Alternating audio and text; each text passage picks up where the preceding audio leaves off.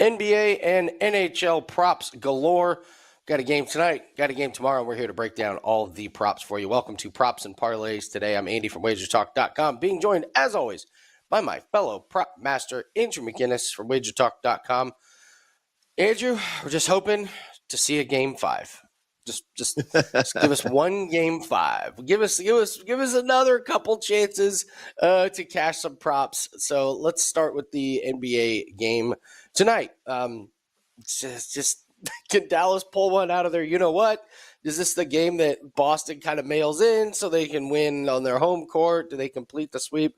Props wise, though, what's jumping off the page to you? Anything you're liking in this game?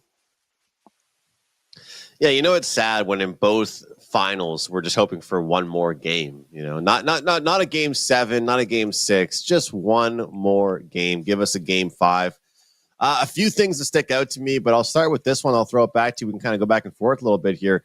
Al Horford under his points, rebounds, and assists. To me, I've been looking at his under points in general throughout the series with the playoffs, but especially when I saw that Porzingis might be out the last game. Then it was ruled officially he was out. I got an even better number after he was officially ruled out. The thing is for Al Horford, the funny thing is he actually isn't really getting that many rebounds. He's barely passing the ball. You take his PRA, you're pretty much just betting on his points under, except for you're getting a little bit of a kicker because you're getting the rebounds and you're getting the assists with it. The Celtics are such a perimeter game, Andy. They have really no post game. They don't send the ball into the paint. They're pretty much constantly drive and kick, drive and kick, drive and kick. So if anybody can get around the 18.5, 19.5 number on the under for Al Horford, that's a play I will be betting once again tonight. I think that this Mavericks team is doing a good job of keeping him to the outside. They're keeping him to the outside as well, the Celtics, for spacing because he can knock down those threes. But when he is out there, he's too slow to run and get the rebounds. You've got guys like Brown and Tatum, hell, even Pritchard when he's out there, getting the rebounds instead of a guy like Horford. So that's one play that I cashed last game. It was one of my free plays, Andy, at the website. And I'm going to run it back again here tonight with Al Horford under points, rebounds, and assists. What do you have for us? There's a few plays out there. Derek White keeps barely getting over his points, rebounds, and assists. He's had 25 the last 2 games. They have him at 23.5, so you might be able to look at that. He's been shooting the ball really well. The books have taken notice. They bumped his 3-pointers made up to 3.5. I know he's hit 4 the last couple games, but that's quite a bit there. We talked about Kyrie Irving. It's interesting. If you think Kyrie Irving is going to go over his point total, just take the alt line over like 30. Like when he goes over his points, he just flies over. So they got his points at 25.5. All right, he's gone over 4 out of the last 10 games. His point totals in those games are 30, 33, 36, and 35. His point totals when he goes under 16, 12, 16, 20. So he is just way under or way over. So alt lines, I like Kyrie. If you're going to take his over, if you think he's going to have a good game, might as well grab that 3-1 money and take his highest alt line that they're giving you. Last game was interesting. All of the production really came from the 4 big stars: Tatum, Brown, Luka, and Kyrie. And that was where all the points came from. So a lot of guys went under their point total. So one guy, though, that I do like, PJ Washington. He's been very involved in a lot of aspects of what Dallas does. And because he's playing so many minutes, this is a guy that's playing 40 minutes. You can look at his over points, rebounds, and assists. It's 21.5. He's had 23, 25, and 23. I'd kind of shy more towards the rebounds, just taking the rebounds at 6.5. He's had 7, 8, and 8 in this series. He's averaging 11 rebound chances per game. If he gets those kind of minutes where he's playing 40 minutes and he's getting 11 rebound chances per game, and he does it again tonight, I think he goes over. I put that up as a free play on WagerTalk. A play that did not hit last game that I talked about, I'm really mad at Sam Reinhart and Drew Holiday. I've been saying take these. It's like telling people to take Sam Reinhart to not have an assist, that he goes out and gets assist after like not having any for a month. Drew Holiday, I said, no, take his rebounds and assists over, and he goes under in the last game. I would go back to Drew Holiday over 10.5 rebounds and assists. He only had 9 last game, but before that, 14, 13, 11, 12, 13, 15. So I would take Drew Holiday rebounds and assists.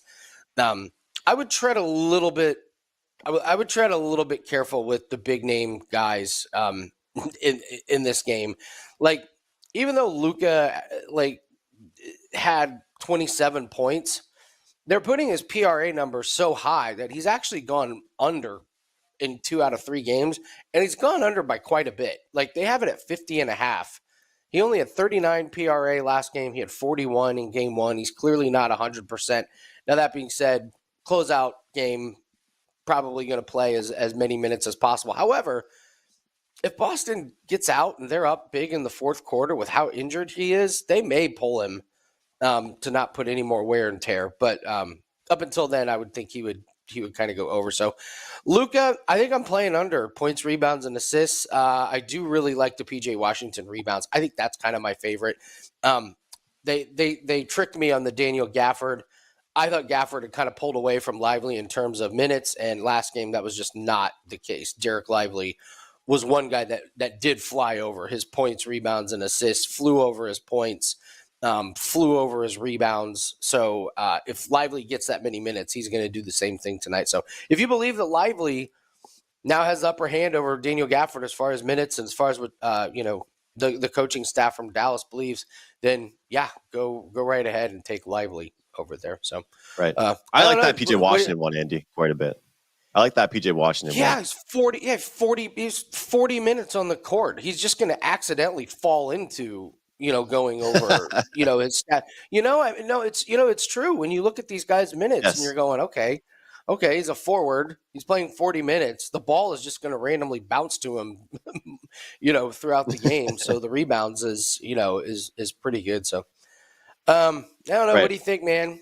Is this a sweep, or do we get a game 5 in this series? You think Dallas is done? Well, look, I know we're here to talk props, but I'll put it this way: look at the last couple games here. I mean, if anyone wants to take Dallas, you have to take the first half, and if you want to take the first half, take the money line, because you know what? Unless you're a high volume guy, are you going to let a -1.5 ruin your night? I know people will say you shouldn't do that. I'm going to be the contrarian guy right now, and I'm going to have all the betting math people come after me for saying this. But in the NBA Finals, in this situation right now, like look at the way it ended, the last half. I mean, unbelievable. Luka Doncic does not kill the clock nearly enough, takes a shot with like 5 seconds to go. Tatum cherry picks up the court, and people that had -1.5 don't cover. That's a tough one. Andy, a few more that I like, and when you brought up PJ Washington's name, here's the deal. Like, obviously, the Boston Celtics are the deeper team. We all know that. And I had some guy on social media say to me, "What do you mean deeper team? It's all their starting 5." Yes, I just mean they have depth. They have a ton of guys. This guy was trying to tell me that depth means it has to be off the bench. They just have more shooters spaced around their team in general. And yes, Luka's defense is historically bad. Yes, I think some of his turnovers have been horrible. Yes, Kyrie didn't show up until game 3. But at the same time, the supporting cast for the Mavericks has been absolutely brutal, Andy. They almost look nervous out there. Like PJ Washington, I think we can agree. Isn't he supposed to be their 3rd best player in this series? 3rd, 4th? I don't know. Where do you have him ranked? Because look at the 3rd best player on Boston. Look at what the 3rd best player. Holiday. Yeah. Derek White. Yeah. So here's the thing. I know it sounds funny kind of building up here for a -180, because you could take the alternate over 2.5, but 9 of his last 10 games, PJ Washington has hit at least 2 3-pointers. In the last game, Andy, he pretty much hit those both in the fourth quarter late in the game. I'm going to go right back to it again. Whether you want to shop around, whether you want to try and find a better way of playing him, whether you want to find a way to take maybe his points plus rebounds and go back and forth and combine what Andy and I both just said. But, at some point you have to look at opportunities and reps. And 3-point attempts the last game, 6. We're seeing 4. We're seeing 6, 5, 3, 5, 9, 6, 4, 8, 5, 7. In a couple games against the Oklahoma City Thunder, he had 11 3-point attempts. To me, they need the supporting cast to help. I think if he gets those 5 or 6 attempts, he will get going. He has to have confidence early on. Those 3-pointers he made in the fourth quarter don't really matter as much anymore. They could have used those early on. And that leads me to another play is going to be you talk about the PRA under for Luka. I think under or over 9.5 assists. I'm going to stick to it. It's 1-1 and 2 in the series so far. But I got to go back to it, Andy, because even though Luka, he tries to take the game into his own hands, he hasn't had much supporting cast help, so nobody can really blame him. He needs to get his guys going early. And if the Dallas Mavericks coaching staff has seen anything so far, they have to see the exact same thing. What are the Celtics doing so well? Drive and kick, draw a man, pass it out, create space. The Mavericks are holding onto the ball for far too long. I think if they find their shooters like PJ Washington, I think they can get those 3-pointers and potentially cash a points plus rebounds prop. One more I've really been liking, Andy, has been with Jaylen Brown, his rebounds plus assists. I always find it funny when you take a prop like that, though, and the guy drops 30 points. You kind of just wish you took the PRA or just obviously the points. But the guy, again, I keep on talking about the drive and kick. He is so quick. His handles are so good. He pretty much beats every guy off the dribble. So when he does that, there's usually somebody open for him to kick it to because he attracts 2 or 3 guys towards him. So his rebounds plus assists, definitely a number. And I wanted to throw one at you. I saw you've been tweeting a little bit or doing videos about Gafford. What are your thoughts on him at this point in the series here, elimination game now? I feel like he's always buzzing around that points number. It's always like he's teasing it at like 8 or 9 points. How do you feel about him? So Gafford was my guy. I liked his points in games 1 and 2. And I said we hit those 2, we're done. We're done with that prop. So I've kind of washed my hands of Daniel Gafford. I got my 2 wins, and I'm out of there. We can talk about a couple more in the Edmonton series. Unfortunately, Evander Kane being ruled out just wrecked my parlay of the of Evander Kane did not have a point as a parlay piece. For Daniel Gafford, he's just to stay away. Like his minutes were down. Lively was much more active. Lively did not get in foul trouble. That was another big reason why Gafford didn't get a lot of minutes. So it's pretty easy. It's just to stay away from him. So, and I will tell. This is really random, Andrew, but that guy that said something to you about the depth, I actually know him, and I sent him a message, and he was like, "I'm sorry, I'm stuck in a cab in New York City in traffic," and I was scrolling through Twitter, and I was in a bad mood. So don't take it personally. It's just one of those weird things that I happen to know the guy, and he was stuck in New York traffic. It'll do it to anybody. So yeah, fingers I thought crossed you knew him. Dallas. Yeah.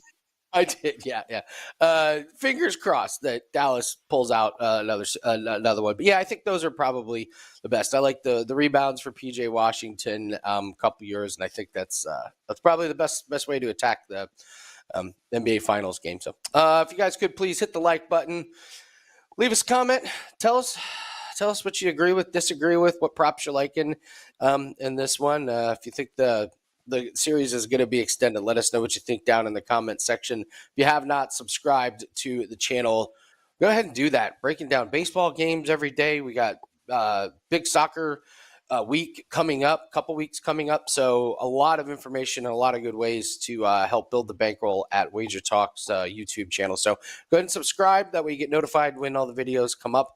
And but please, if you could, just hit the like button. It really, really helps us out. Just leave a little comment. Doesn't have to be a profound comment. Just say hi. It's a little token of appreciation. Helps us out quite a bit. Andrew, it's $5 Customer Appreciation Day at WagerTalk. So we got a lot of plays that are up there.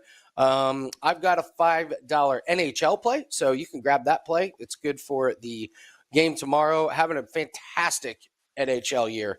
78-46 is my record for the NHL year. So could not be more proud of that. By far, my best winning percentage year. Number one winning percentage, number two ROI over at Wager Talk. And, listen, best bet for $5 doesn't get much better than that. So you can grab everybody's play over there at $5. Andrew, what do you have up at wagertalk.com? So, Andy, I wanted to do a CFL play, and I had to choose the game for tomorrow, which I do have a very strong opinion on, a 4% best bet on. But I was planning to use the game for Friday night here tonight, but CFL doing what it does best, the line moved too much. So it really goes to show the importance of getting that all-access package. And, whenever I say that, it sounds like a sales pitch, but I'm really saving people from just getting the worst of the number every single time they buy on game day.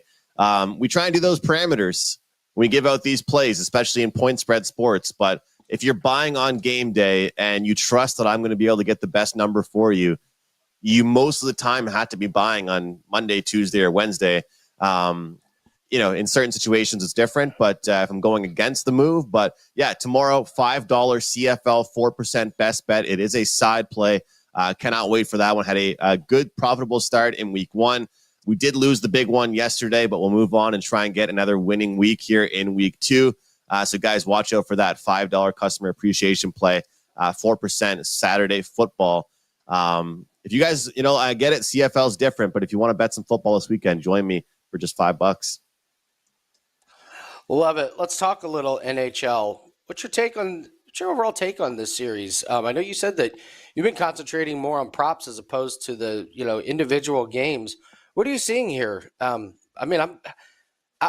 interested. I'm just seeing Florida just clog up the offense of Edmonton, mucking it up and making it difficult for them, and it's just thrown Edmonton completely off. What are you seeing? Yeah, I'm seeing a team just struggling to score, just struggling to create chances. When you look at this Florida and Edmonton series, Andy, you know what it kind of reminds me of, and it's good time to bring it up because of the Euros going on in Copa. It reminds me of a team in soccer that has like 80% possession, but they're down 3-0. It's really what it reminds me of. You can make all the passes in the world. You can cross the ball into the box 25 times. If you can't get a head on it, put it in the net. It doesn't matter. And that's how I feel about this Edmonton. You've got McDavid stick handling in circles and circles and circles. These guys making this pass, making that pass. Florida gets the puck once off an Edmonton mistake, scores. Darnell Nurse turns the puck over. Florida gets it, passes it. Boom, they score. Skinner leaves the net, messes with the puck a little bit, goes right in front of the net. Boom, they score. That was about as perfect of a road game you can get out of the Florida Panthers there in game 3. And I'm not going to sit here and say that Edmonton was the better team because guess what? They weren't. Maybe they were analytically. Maybe they were shots. Maybe they were this or that. But when it comes down to it, Florida pretty much packed it in defensively, like you said, waited for mistakes to happen, and they capitalized. And, this is a lesson for me as far as thinking a series might be closer than it's going to be because I thought Florida's experience, I thought their physicality would help them. But it's a lesson to not ever handicap a series based on special teams. And that's one of the reasons why I didn't like the Rangers in their matchup when they got out. The Oilers are 0 for 10 on the power play, Andy, this Stanley Cup Finals. That is disgraceful. Sam Bennett is a guy that I would continue to watch out for betting points. If you like betting overs, the guy is a machine. He's a playoff machine. You're getting plus money with his wagers, which is always nice for the points. And you know what, Andy? Look, I have no problem saying it. I joined you on some of these not to get an assist guys. And the best part is, as you always tell me, when they do it, yeah, it's even better. You go back the next day and you bet them not to get an assist again because these guys aren't passers, man. They're pure shooters. Imagine betting Zach Hyman parlayed with like Reinhardt to not get an assist. These two guys, they're like uncomfortable having to pass the puck. So, overall, I think that the effort was there in the third period from the Oilers, a little bit too late, but you got to be betting unders at this point. If you're not betting unders on props, under 1.5 points for McDavid, under shots on goal for Nugent Hopkins, for Draisaitl, these guys. One thing I will say though, Andy, I'm just to vent for a second. I heard on the Canadian broadcast, because you wouldn't have heard this on your broadcast. It was actually hilarious. They mentioned, I wish I recorded this. The guy goes, last game, Connor McDavid, we're showing the highlight pack right now. He got about 5 or 6 shots during this whole highlight pack. NHL.com gave him credit for only 3. And I was about to rip my hair out because I was like, I know I had his over. And of course I didn't take it yesterday. And he goes over. But like on accident, the NHL like Sportsnet in Canada panelist pretty much calls out the NHL for not marking shots on goal properly. So when it ultimately comes down to it, we got to just bet unders in this series. That's for sure. That's pretty wild. I was watching PFL last night, and I'll just say that the PFL's definition of a strike is completely different from the UFC's definition of a strike. Like there was one fight where it was like, well, this woman's landed 120 kicks. You're like, what? Like in her career? What? Not in this fight. Tonight. Yeah, is that all the fighters tonight combined? So yeah, I mean, it is interesting when you're watching these props and these stats get recorded. It's important. Like you have a bet on a guy to have a rebound, and he grabs a rebound and they give it to the wrong guy. You're pulling your hair out. It happens all the time. And unless you're a prop bettor, you don't even realize it. So couple of props here. You mentioned the shots on goal. Zach Hyman, they still have him at 3.5 shots on goal. He's gotten 3, 1, and 3. So Zach Hyman under his shots on goal. That's one I would look at. Yeah, the Connor McDavid one is pretty wild. That's pretty funny. Carter Verhaeghe, he's only had 2 shots on goal. Last couple games, they got him at 2.5, and you can get that at plus money. The other thing with Verhaeghe, we talked about, he's plus money to not have a point, and he only has 1 point in this series. That was in game 1, so you could have cashed 2 plus money tickets on him the last couple games to not have a point. And I mean, he didn't have a point when they scored 4 goals, so that was dodged a bullet, but that doesn't bode well. So Forsling. He was an over machine on his shots on goal, and now he's an under machine. He had 0 in the last game. It's 1.5. Like you're always got to be nervous about taking shots on goal at 1.5, but in this series he's had 1, 1, and 0. So that's a very, very strange one to keep your eye on there. And then saves, I can't find any value in the saves. One game, like one team will have no shots on goal, then the other team will have like fewer shots on goal. So I don't know. If you took the over on Bobrovsky, it was just like no sweat. If you took the under on Skinner, it was no sweat. But I don't know. Do you have any opinions on the goalies this last game? Yeah, I have bet them, and I've made money taking the under on Skinner so far on his saves this series. Obviously, he's only been a couple games, but for some reason, going into elimination games, Andy, I just get cold feet. And I think that, what do you always say? Like the best way to make money is not to lose it. That's kind of how I feel about some of these. I feel like with the save ones, especially, and I know that maybe I might overblow that sometimes with the elimination game, but like, I mean, for example, use yesterday as an example. Like imagine if you had certain players shots under, or, you had saves under for Bobrovsky, and then that third period, Edmonton looked like a whole different team. Like it looked like there was different players wearing those jerseys for the last 8 minutes. And, no matter what happens on Saturday in the game, the last 5 to 10 minutes is going to be a complete shit show, for the lack of better words, especially if the Oilers are gone. I mean, if you have Oiler player unders and they're down 2 goals, you're probably screwed. Because they're going to get all the top guys are going to play like 5 minutes out of those 8 minutes. They're going to get as many shots on goal as they possibly can. But I think at this point, Andy, that might be the best way to go. The expression people say, getting goalied? People are saying right now you're getting bobbed because Bobrovsky's playing so well. So instead of picking a guy on the Oilers to go over his shots on goal, you might as well take Bobrovsky over on his saves, because that's kind of like, it's pretty much like taking the team over shots, except for, he just has to, they can't score like 5-6 goals probably. But you know what I mean? I feel like that's probably the best way to go if you want to do some shot props, because how frustrated are you if Hyman lands on 3, McDavid lands on 3, Draisaitl gets 4, Connor Brown gets 2, and Nuge gets, so nobody goes over, but they all get a lot, So to me, I think that might be the best way to go for game 4, is to just look at Bobrovsky over on his saves. That could be a good one. And also the goals against props seem to be pretty interesting. I mean, look at this series so far. You take over 2.5 goals against for Skinner. It's trending right now as a pretty good number for the Florida Panthers. They've done a real good job, and they don't really score many empty net goals. Because notice with this team, they are completely fine, and it's definitely their head coach telling them this. They just ice the puck. Like, they do not. If you notice, they do not go for the net. Like, they just clear the puck, reset, win the faceoff again. I saw one sequence where like 3 straight times they iced the puck, so they were not worried about that. So in summary, I would just say Bobrovsky over is the best way to look on his saves, instead of just playing any guys on their shots over. Let's take a look. I got to be honest, UFC doesn't. There's not a whole lot to do with some of these props on UFC. I like the Knutson fight to go over. I kind of like Knutson to win by decision. But UFC, I don't know. We did good on PFL last night, so I don't feel the need to push anything on UFC. It's a very, very strange card. There's a lot of weirdness. Not good vibes with the UFC right now. Like, Chimaev is out of his fight.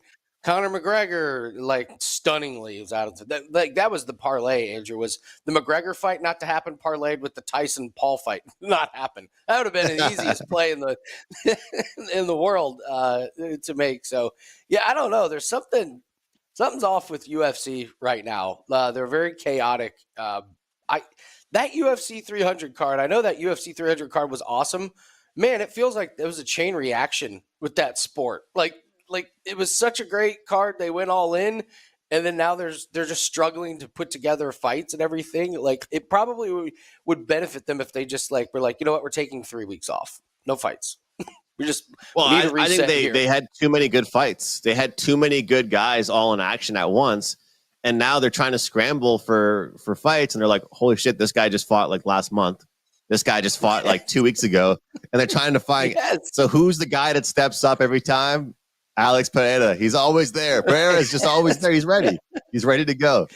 So it's Yuri Prochazka, right? He's going to play in a fight? Yeah. I mean, they have replacement fighters for replacement fighters at this point. It's like they have a fight that's scheduled, and it was like neither of these guys was scheduled 2 weeks ago on there. And so they're just like, who knocks somebody out in the first minute of the round? Like, get them. They're not hurt. Let's throw them in another fight. So anyways, for purposes of this show, I don't have any props for it. CFL, you gave out an awesome one last week. You got any CFL props for us?